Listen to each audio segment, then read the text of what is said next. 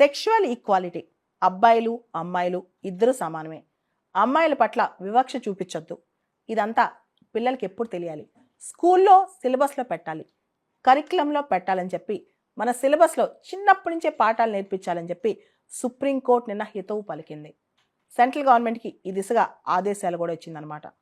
Moral and ethical behaviour, చిన్నప్పుడే నైతికపరమైన behaviour ఎలా ఉండాలి, ఆడవాళ్ళని ఎలా రెస్పెక్ట్ చేయాలి, అమ్మాయిల పట్ల ఎలా రెస్పెక్ట్ఫుల్గా ఉండాలని చెప్పి జస్టిస్ బి నాగరత్న అధ్యక్షతన నిన్న సుప్రీంకోర్టు చాలా గట్టిగానే హితవు పలికిందనమాట. పేరెంట్స్ ముఖ్యంగా ఎక్కడ ఈక్వాలిటీ రావాలంటే ముందు కుటుంబంలో మొదలవ్వాలి. కానీ చిన్నపిల్లలప్పుడే అబ్బాయిలకి అమ్మాయిలకి పట్ల వివక్ష చూపిస్తున్నారు. అదేవిధంగా అమ్మాయిల పట్ల వివక్షాపూరితమైన భాష కూడా మాట్లాడుతున్నారు. ఇదంతా తప్పు అని కూడా ఆవిడ చెప్పిందనమాట.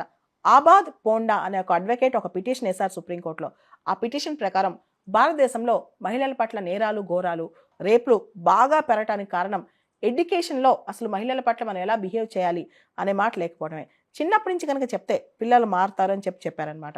దాంతో జస్టిస్ నాగరత్న ఇతర జడ్జెస్ అందరూ కూడా చాలా వ్యాఖ్యలే చేశారు దీని గురించి. భారతదేశంలో దాదాపు సగం జనాభా మహిళలే, కానీ వివక్ష గురవుతుంది కూడా మహిళలే అనమాట.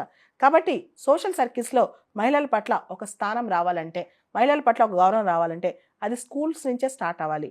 ఈ పిటిషన్లో ఆబాద్ పోండా ఒక మాట కూడా చెప్పారు. సినిమా హాల్స్లో ఇతర మీడియాస్లో మహిళల పట్ల మనం ఎలా ఉండాలి, ముఖ్యంగా రేప్స్ అలాంటి క్రైమ్స్ చేస్తే చట్టాలు ఎంత కఠినంగా ఉంటాయి, 20 సంవత్సరాల ఆ పైన ఈవెన్ డెత్ పెనాల్టీ కూడా ఎలా రావచ్చు, దీనికి సంబంధించి పూర్తి స్థాయిలో అవగాహన ఉండాలి భారతదేశంలో ప్రతి యువతకు కూడా అని చెప్పడం జరిగిందనమాట.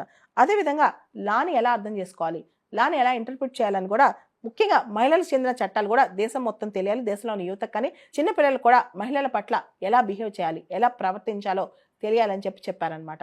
ఇక్కడ మన ఫండమెంటల్ డ్యూటీస్లో ఒక మాట ఉంటుంది, to renounce the practices derogatory to the dignity of women. మహిళల పట్ల అసభ్యంగా ప్రవర్తించకుండా ఉండటం మన ప్రాథమిక విధి అనమాట. అంతేకాదు మనకి యూపీఎస్సీ సిలబస్లో కూడా ఎథిక్స్, ఇంటిగ్రిటీ అండ్ యాప్టిట్యూడ్ అనే మొత్తం కంప్లీట్ సిలబస్లో ప్రతి సంవత్సరం ప్రత్యక్షంగానో పరోక్షంగానో ఒక క్వశ్చన్ వస్తుంది అనమాట. ఉదాహరణకి ఒక బాస్ ఉన్నాడు, అతను తన కింద చేసే మహిళలపైన సెక్షువల్ హరాస్మెంట్ కానీ సెక్షువల్లీ కలర్ రిమార్క్స్ చేస్తున్నాడు. ఆ టైంలో నువ్వేం చేయాలి, ఇలాంటి కేస్ స్టడీస్ కూడా మనకు రెగ్యులర్గా వస్తున్నాయి. అదేవిధంగా మహిళా విద్య గురించి, నాన్ డిస్క్రిమినేషన్ గురించి చాలా క్వశ్చన్స్ వస్తున్నాయి అనమాట.